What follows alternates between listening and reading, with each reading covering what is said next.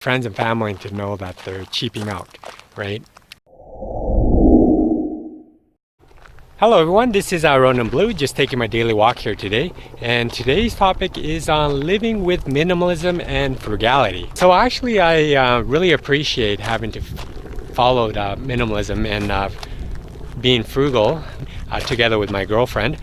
And the reason why I appreciate it is because it's one of the biggest reasons why we have achieved financial independence and we're living this lifestyle that we are today.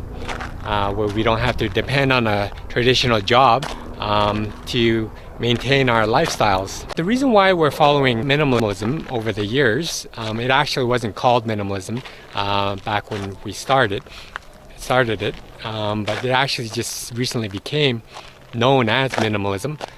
But the roots actually came from East India through Buddhism. That's where the origins originally came from. And when we started to follow minimalism, it definitely wasn't forced, and it was largely because of our family background.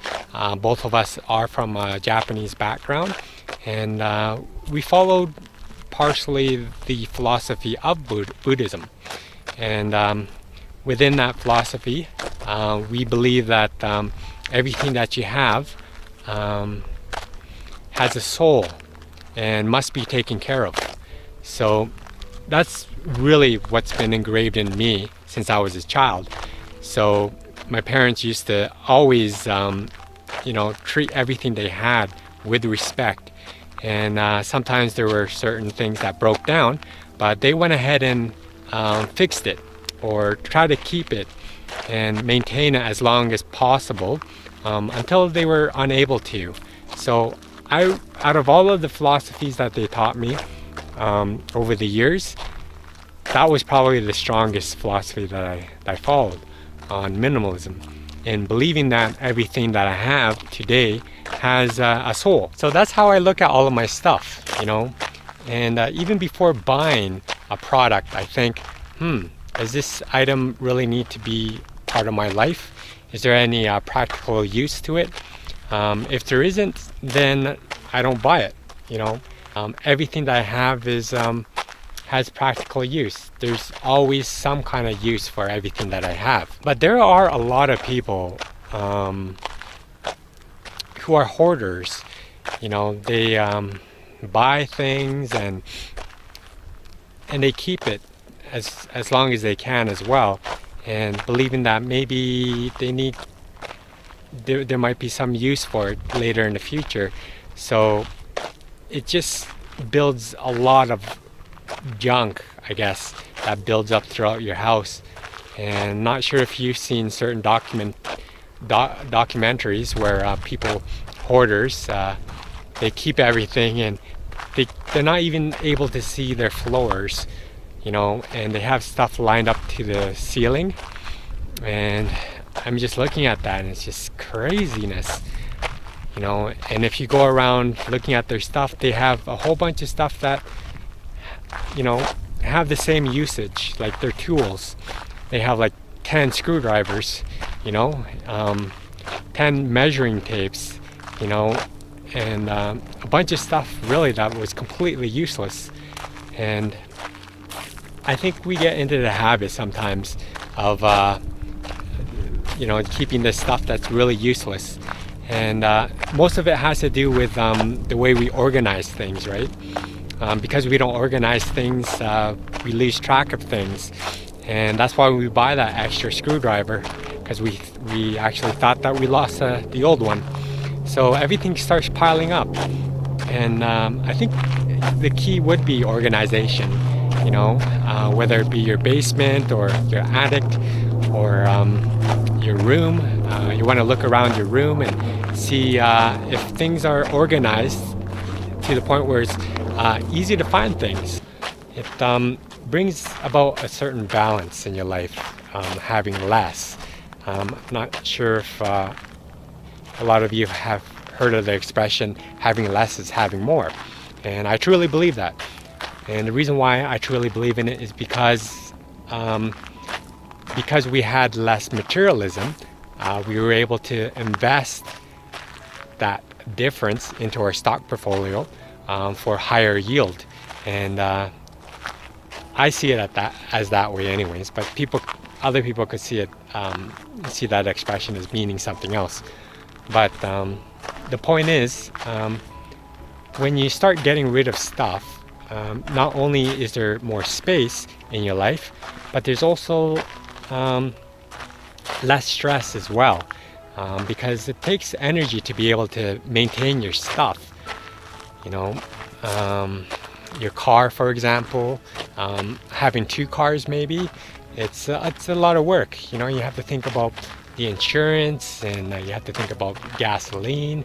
You have to think about the commute time, and all those factors that add up whenever you add a certain item into your lifestyle.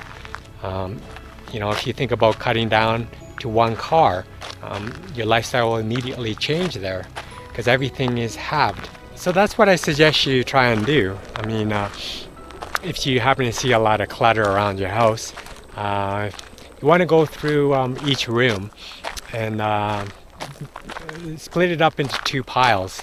I think Maria Kondo, she's popular for doing this as well.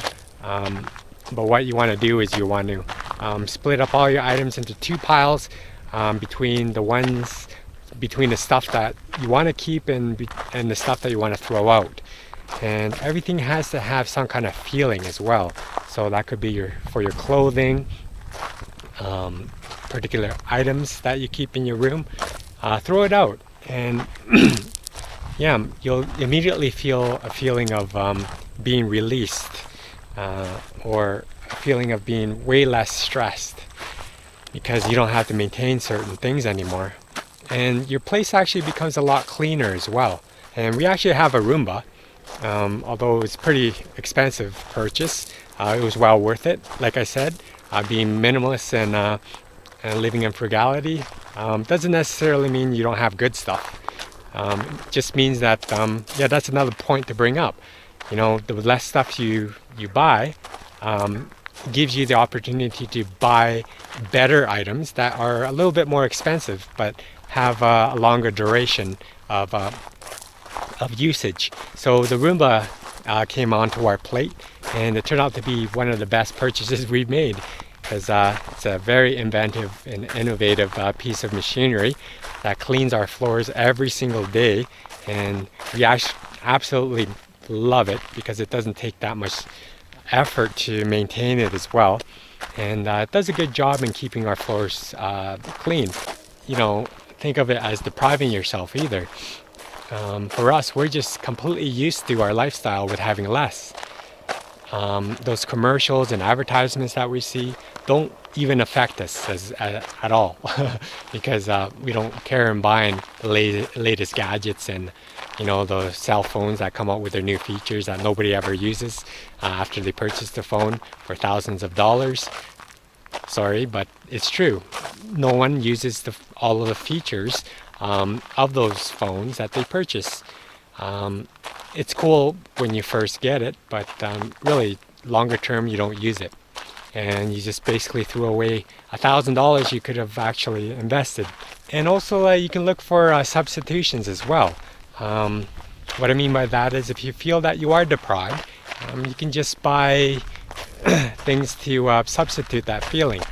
Like, other than buying that super sports car or whatever, just buy a car that's somewhat good, and it gets you to point A to B, or you know, cancel those subscriptions that you pay on a monthly basis for music.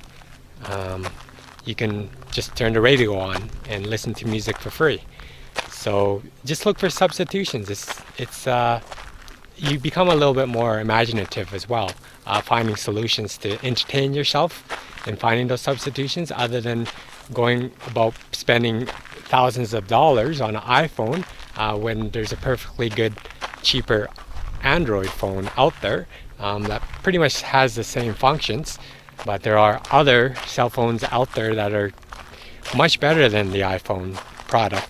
But it's just that iPhone manages to advertise a lot more effectively than those other companies. But why it makes it hard for a lot of people to accept is, they don't want their friends and family to know that they're cheaping out, right?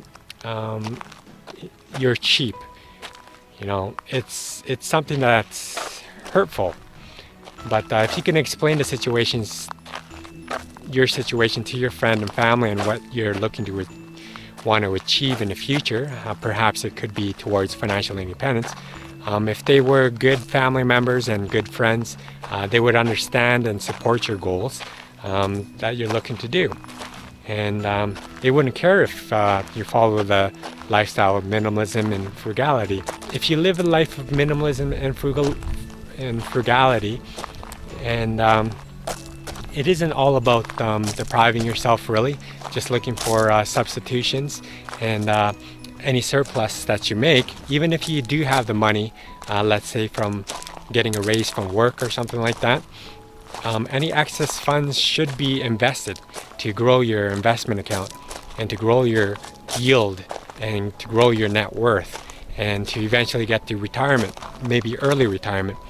So minimalism and frugality are effective tools for you to sustain a lifestyle comfortably and not caring of what other people think of your lifestyle, where you spend a little less. Because if you understand the long-term benefits, then that's all that really matters.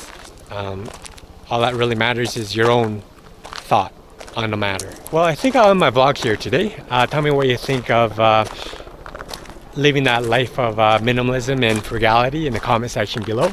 Maybe you have some tips or tricks you can share as well with the community. I'm sure they would very much appreciate it.